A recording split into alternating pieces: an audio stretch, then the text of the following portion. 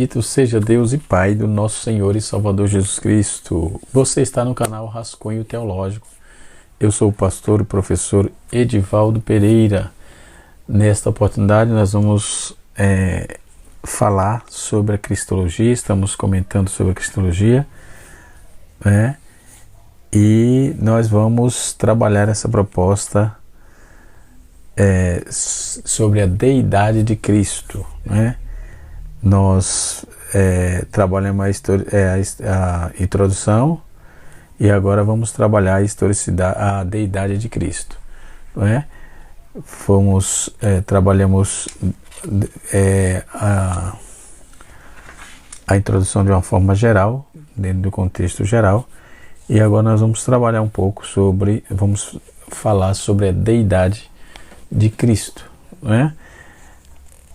Quando vamos trabalhar essa questão da deidade de Cristo, nós não vamos fugir da humanidade de Cristo também, tá? Então nós vamos trabalhar uma coisa após outra, mas elas são, a priori, eu já vou dizendo que elas são interligadas, tá?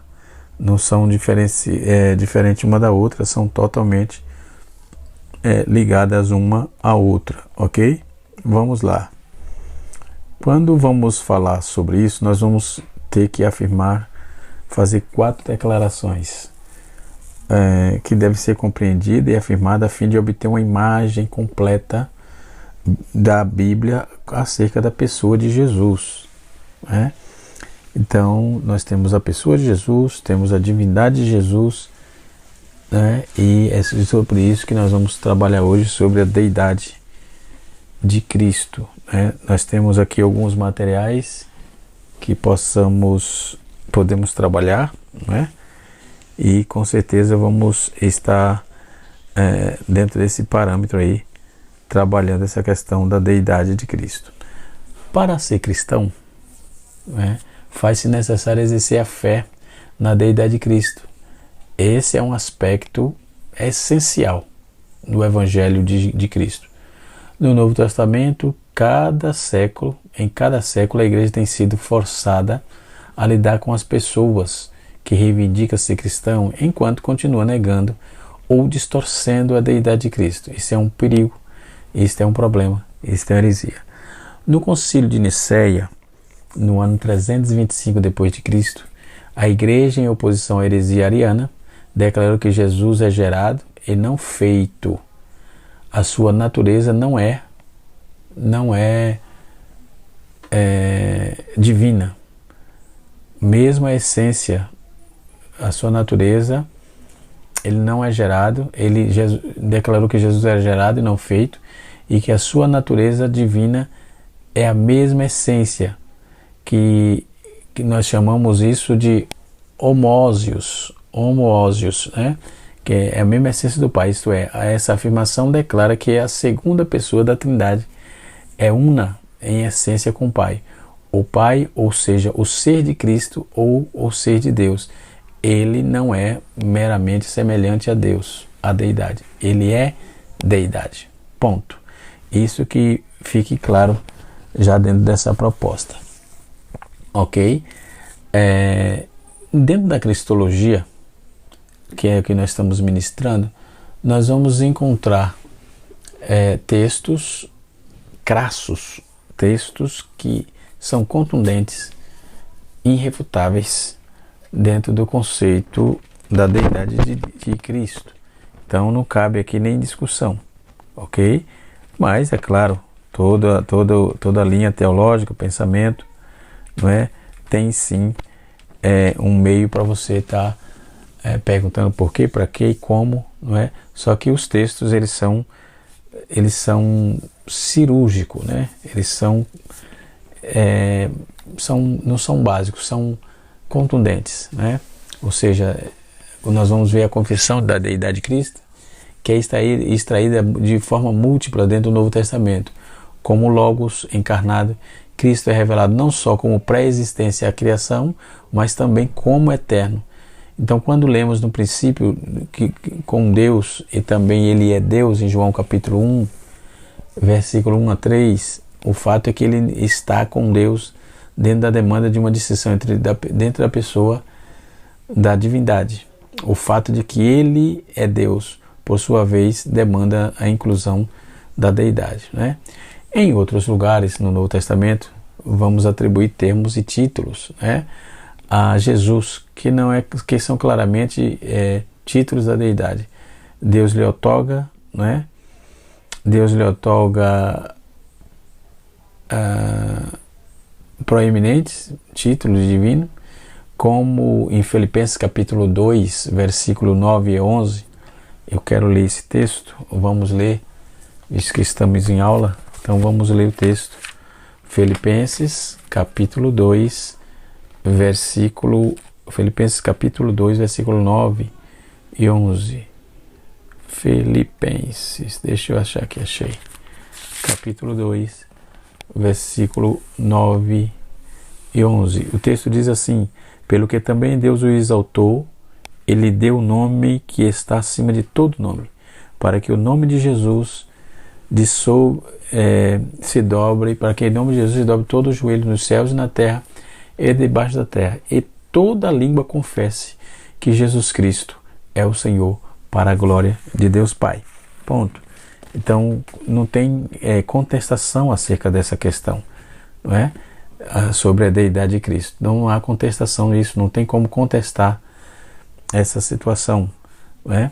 Como o Filho do Homem, Jesus afirma ser o Senhor do sábado, em Marcos capítulo 2, verso 28. E ter autoridade para perdoar pecado, Marcos capítulo 2, versículo de 1 a 12. Ele também é chamado Senhor da Glória, em Tiago capítulo 2, verso de número 1. Não é? Nós vamos ver que espontaneamente ele recebe louvor quando Tomé confessa: meu Senhor e Deus meu. João capítulo 20, verso 28. Agora a pergunta é: como contestar essas verdades? Ok? Como contestar essas verdades? Não tem o que fazer. São textos consolidados, né? Paulo declara que a plenitude da deidade habita corporalmente em Cristo, em Colossenses capítulo 1, versículo 19, e que Jesus é o mais elevado do que os anjos, o tema reiterado aqui no livro de Hebreus, que cultuar um anjo ou qualquer outra criatura, não importa quão exaltada seja, equivale a violar a proibição bíblica contra a idolatria, né? Ou seja, eu sou do Evangelho de João, também dá testemunho da identificação de que Cristo com a deidade, quando ele disse eu sou, lá no Evangelho de João, de Jesus que João escreveu, certo? Nós vamos observar que dentro dessa proposta bíblica, né, não temos que questionar. Nós temos que aceitar os textos são consolidados, principalmente nós que somos cristãos. Não existe cristão sem não estar atrelado a essas doutrinas. Esquece, não tem o que fazer, né? Então nós vamos observar, quando vamos tratar dessa situação, nós vamos observar os problemas, né, que se criam em torno de um assunto totalmente irresolvido, né? O assunto é um assunto resolvido, um assunto que não cabe discussão, porque os textos já vai de forma objetiva, focando, refutando qualquer tipo de anomalia que possa se inventar. No quinto século, o Concílio de Calcedônia, por exemplo, no ano 451, afirmou que Jesus era verdadeiramente homem e verdadeiro Deus. Afirmou-se que as duas naturezas de Jesus, a humana e a divina, não se misturam, não se confundem, não se separam ou se dividem, né? Em João capítulo 1, João capítulo 6, versículo 35, diz assim: Jesus declarou: eu sou o pão da vida, quem vem a mim jamais terá fome, e quem crer em mim jamais terá sede. Como você observa isso? Então essa afirmação, eu sou o pão da vida, é a primeira das 7 afirmações, eu sou, lá do Evangelho de João. E vamos ver os textos. João capítulo 8, verso 12, João capítulo 9, versículo 5, João capítulo 10, versículo 7, João capítulo 10, versículo 7, versículo 9, versículo 11, versículo 14, João capítulo 11, versículo 25, João capítulo 14, versículo 6 e João capítulo 15, versículo 1. Então essa expressão vai estar em Êxodo capítulo 3, versículo 14. É uma reivindicação implícita da deidade, ok?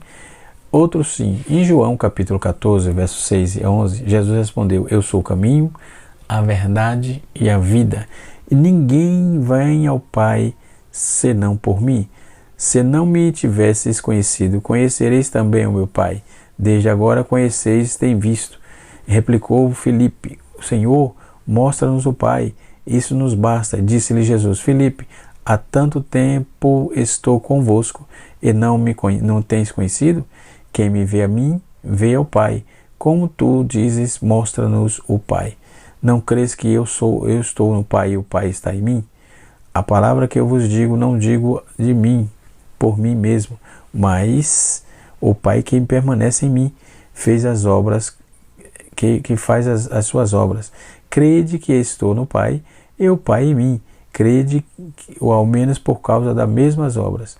Então, é dentro dessa confusão que Tomé fez acerca do destino, da rota de Jesus, na sua partida, o pronunciamento de Jesus foi: eu sou o caminho. Então ele está indo para o Pai e ele é o único caminho pelo qual alguém pode chegar ao Pai, ok? Se você tem alguma dúvida, deixa aí na descrição, deixa aí nos comentários que nós temos a resposta, tá bom?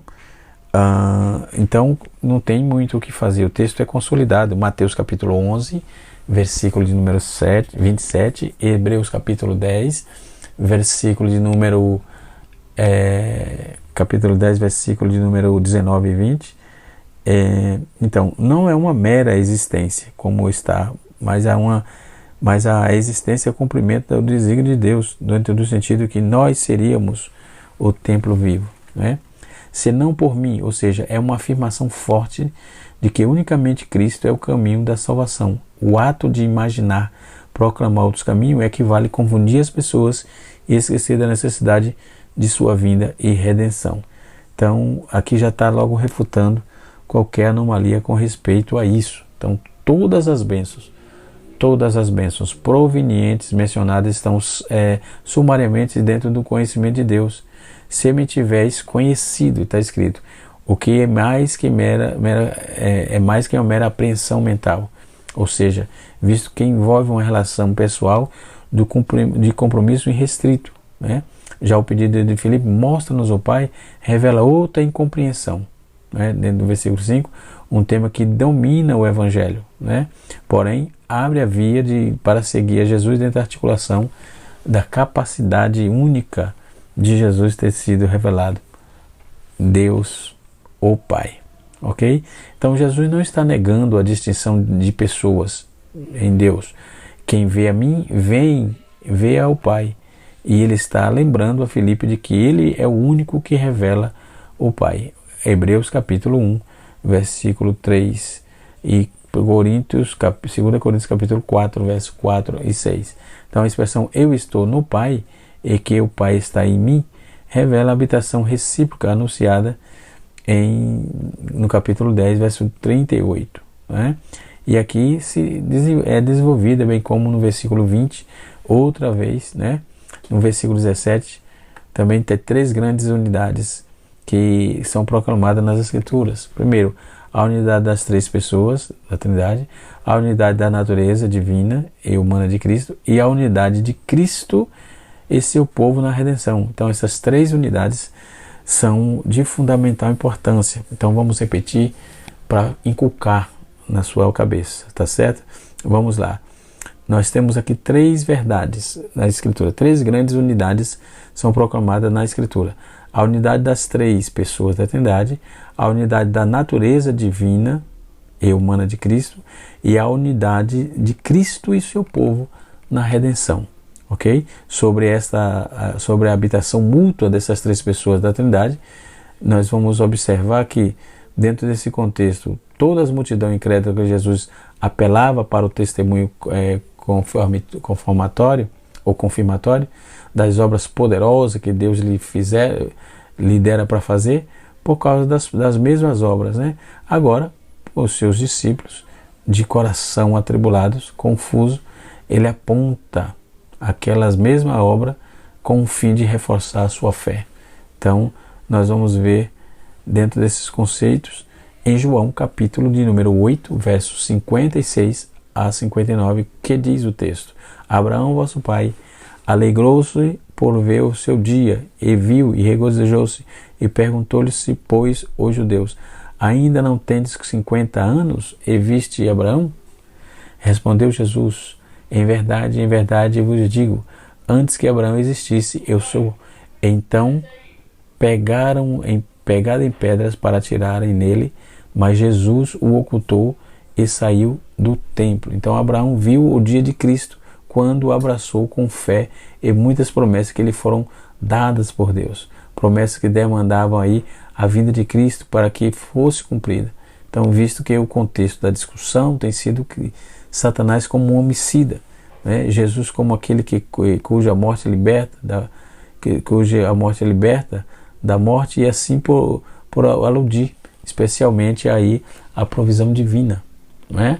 Então, a provisão divina do carneiro como substituto, como Abraão estava pronto para sacrificar Isaac, esta afirmação mostra claramente, mesmo no tempo do Antigo Testamento, os crentes eram salvos pela fé em Cristo, o que lhe foi apresentado nas sombras e tipos dados por Deus.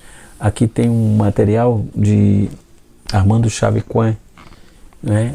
Já de saudosa memória, um antigo pastor, escritor da CPAD, Sombras e Tipos de Mistério da Bíblia, um livraço interessantíssimo, tá certo? Ele está aqui para trás aqui, né? Ou está aqui embaixo, alguma coisa assim. Sombras e Tipos de Mistério da Bíblia, é um livro interessante, eu indico para você comprar, tá certo? Tem outros livros sobre tipos que depois eu também estarei indicando, né? Tem vários outros aqui sobre tipologias, dentro desse contexto inclusive. Então Jesus se aproximava dos 30 anos quando a afirmação 50 anos foi feita, ou seja, Lucas capítulo 3, versículo 23. A expressão antes que Abraão existisse, eu sou, trata-se de uma referência clara e eterna da preexistência de Jesus. Ele mesmo falou dessa preexistência, ok? Quando vamos observar isso, nós vamos ver que é somente nesta axiomática doutrina, por exemplo, que trata da edificação da fé e da fé cristã, que é exposta aqui dentro dos 66 livros, né? Ou seja, da Bíblia. Então, o exemplo da divindade de Cristo, do Messias no Antigo Testamento, começou aí algumas profecias, né? No Antigo Testamento, a fim de provar que o Messias vindouro era o divino.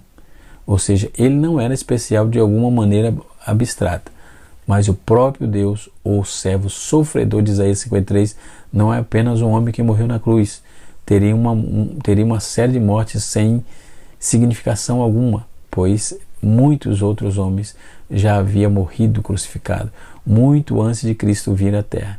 Em vez disso, as profecias do Antigo Testamento, eu não gosto de usar essa frase velho, né? Eu uso o antigo, né? Confirma aí enfaticamente a prova da divindade do Messias como Deus, ok? Então essa deidade é clássico, isso é objetivo, é verdade, não tem contestação nenhuma acerca disso.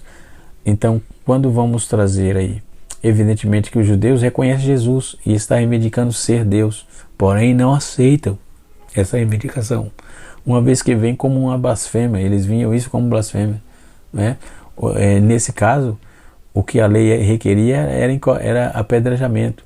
Pegaram em 3 pedras, está escrito em Levítico capítulo 4, verso 24, versículo 16, que coaduna com João 10, versículo 31 e Mateus 26, versículo 65.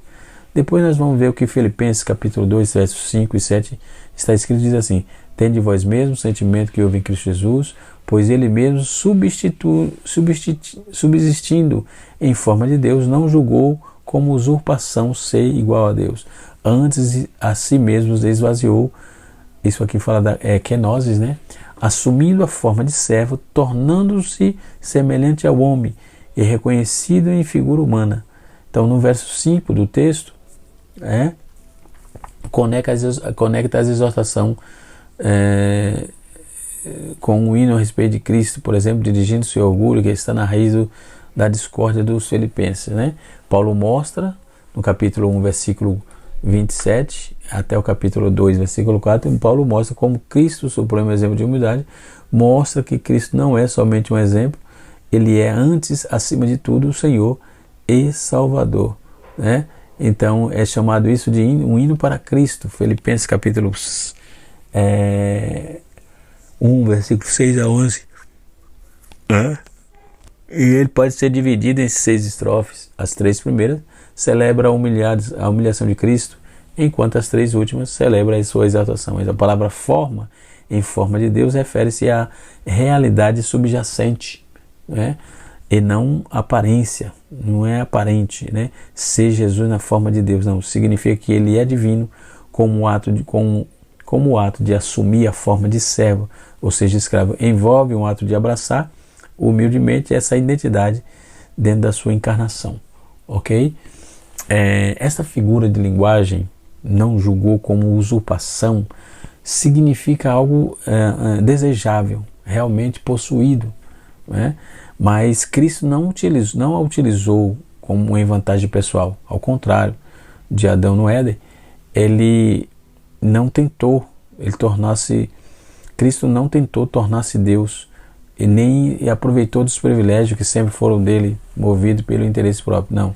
Não se diz que Cristo removeu de si mesmo a sua identidade e a sua identidade como Deus. Em vez disso, o Filho de Deus acrescentou à sua pessoa a natureza humana, sem renunciar a qualquer dos atributos divinos. Então a expressão a si mesmo esvaziou-se significa que ele humilhou-se a si mesmo. Isso é chamado de kenosis, né? Kenosis é chamado no grego, né? Não podemos ser divino, mas também abraçando a desonra de se tornar homem. Então o caráter de seu ser autoesvaziamento é definido em 3 expressões que se segue assim: assumindo, tornando e reconhecido.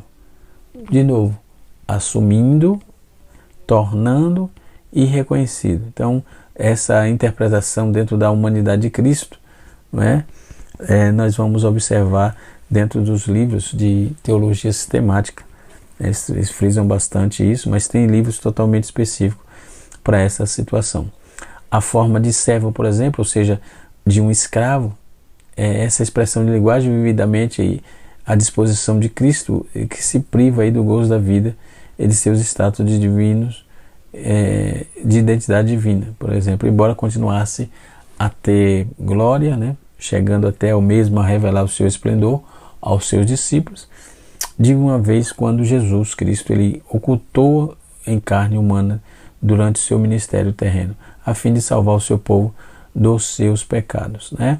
Então, semelhante a homem, ou seja, Cristo é verdadeiramente humano. Semelhante significa mais do que similaridade para morrer. Ele tinha de ser completamente humano. Ao mesmo tempo, Paulo faz essa distinção de forma muito clara e importante, que Cristo e os outros seres humanos, de uma forma diferente deles. Cristo não tem pecado. E o que ele diz respeito à sua natureza divina, ele permanece transcendente até sobre a realidade criada, ok? Então não pode aí e não deverá deixar de ser uma pessoa divina, com uma natureza divina, mesmo em sua humilhação, certo? Então a aparência de Cristo como homem é uma figura humana e não era uma alusão, ou seja, uma ilusão. Se revelou, né? Se revelou por meio da natureza humana genuína, completa, unida em sua natureza divina, em uma única pessoa. Ele possui todos os atributos essenciais da humanidade embora diferentemente de nós, nunca tenha pecado. 1 Pedro, capítulo de número 2, versículo 21 a 25.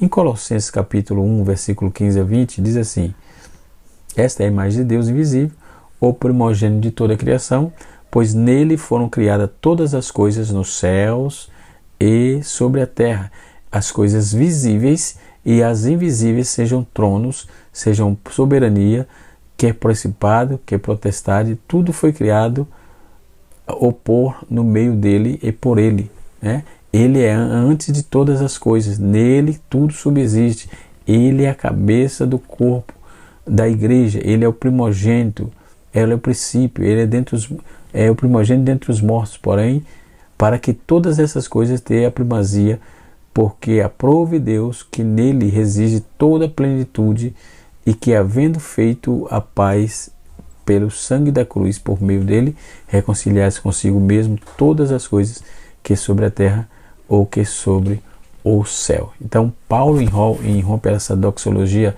dentro da grandeza de Deus, ele irrompe isso à glória de Cristo, e alguns acreditam ao mostrar a supremacia de Cristo, tanto na criação como na redenção. Então, Paulo ressalta aqui, ao falar do falso ensino de Colossos, um ponto de vista inadequado sobre a pessoa e a obra de Cristo, ao explicar que Jesus, dessa maneira, Paulo ele convida os seus leitores a adorarem o Filho de Deus. Então, para Paulo, crer na Trindade de Cristo, na divindade de Cristo, conforme Filipenses 2, 9 e 10, Romanos capítulo 9, versículo 5, Filipenses 2, 6, Tito capítulo de número 2, versículo 13, né? É muito prático como Cristo é Deus por natureza, ele é elevado ao Deus, a imagem invisível de Deus, e de outro modo seria invisível. Então, um pensamento semelhante se encontra aí em João capítulo 1, versículo 1 a 18, e Hebreus capítulo de número 1, versículo 3. Seu comentário lá sobre Colossos, capítulo 1, versículo 15, João Calvino ele observa que devemos ser cuidadosos em não procurar Deus em qualquer outra fonte, né, senão a Cristo, pois sem Cristo tudo que se apresenta em nós, em nome de Deus, é um ídolo, né? Sem Cristo é um ídolo, e assim sucessivamente. Então Paulo não está dizendo aqui que o Filho foi o primeiro a ser criado, não. O primogênito de toda a criação no Antigo Testamento é um primogênito, era o principal herdeiro de um patrimônio, não é isso? Conforme está escrito em Deuteronômio, versículo 21, até capítulo 21, verso 17, e Êxodo capítulo 4, verso 22. Então é a palavra usada metaforicamente para expressar a preeminência de Davi e da sua dinastia entre os reis daquela nação. Salmos 89, verso 27. Usada a respeito de Cristo, a palavra primogênito lhe atribui supremacia, honra e dignidade. Supremacia, honra e dignidade. Ele é o Davi mais elevado, é o principal herdeiro do Pai. Cristo é especialmente amado por seu Pai, e todas essas coisas foram criadas por ele e para ele, ok? Tudo foi criado por meio dele e para ele, porque Cristo é tanto o agente como o alvo da criação. Ele é tanto o agente da criação como o alvo da criação, né? Então, até mesmo na hierarquia angelical entre os colossos estava sendo aí tentados a aplacar ou reverenciar, né? Então, uma afirmação forte da prioridade temporal, aliás, e a importância da universal de Cristo, é o versículo no capítulo, tornando-se explícito o que está implícito no verso 16, né, do texto em apreço. Ou seja, que texto que está em apreço? No capítulo Filipenses, né? Quando Cristo está desde antes de toda a criação, ele é mesmo, portanto não é criado, não pode ser dizer que foi posteriormente, né? Os seguidores de Ário viveu nos anos 250 a 336 depois de Cristo, e por isso que tem o arianismo, né? Pois vamos falar com mais ênfase sobre essas heresias teológicas ou cristológicas, tá? Que houve um tempo em que Cristo não existia, O pensamento é que Jesus é cada momento um sustentador do universo, cujo poder unificador faz a ordem criada de se manter coesa e ecoada em Hebreus capítulo número 1, versículo 2 e 3, ok? A cabeça do corpo, por exemplo, nós vamos ver, da igreja, é usado nesse tema aí, usando a seção do hino. Paulo falou lá em Filipenses, né? E muitos comentaristas chamam isso de hino, que eu estou também tratando da mesma forma. Então Paulo explica posteriormente a figura em Efésios capítulo 1, versículo 21 a 23, e desenvolve suas implicações em Efésios 4, versículo 15, e Efésios 5, versículo 23, certo? Então, sobre isso, né, sobre a divindade de Cristo, sobre toda essa demanda, e para fechar com João capítulo 1, versículo de 1 a 3. No princípio era o Verbo, e o Verbo estava com Deus, e o Verbo era Deus. E o princípio estava com Deus, todas as coisas foram feitas por intermédio dele, e sem ele nada do que foi feito se fez, tá certo? Deus abençoe a todos, canal Rascunho Teológico, ensinando para transformar vidas, e até a próxima aula, se Deus assim nos permitir. Estamos tratando nesse vídeo da deidade de Cristo. Deus abençoe e até a próxima aula, se Deus assim nos permitir.